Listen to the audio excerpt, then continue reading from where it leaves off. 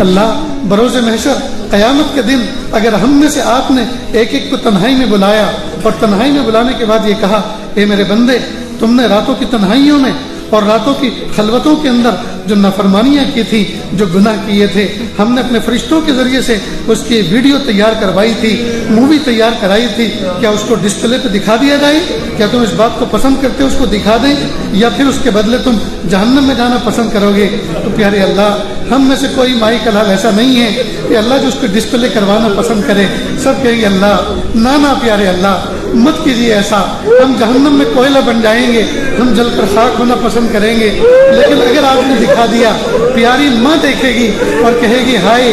میری چھاتی سے دودھ پی کر یہ کرتا تھا، میری چھاتی سے دودھ پی کر یہ میری بچی ایسے کارنامے انجام دیتی تھی، میرے پیارے رب میرے پیارے نبی دیکھیں گے شرمندہ ہو جائیں گے، میرا امتی ہو کر ایسے کام کرتا تھا، میرے پیارے اللہ میرے سگے بھائی دیکھیں گے اور کہیں گے میرا بھائی بزرگ بنا پھرتا تھا اور تنہائی میں ایسے کام کیا کرتا تھا۔ اللہ بڑی رسوائی ہو جائے، اللہ بڑی رسوائی ہو جائے، بڑی رسوائی ہو جائے۔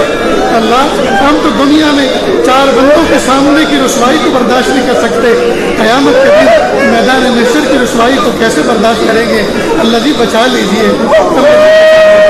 اللہ جی بچا لیجیے، اللہ جی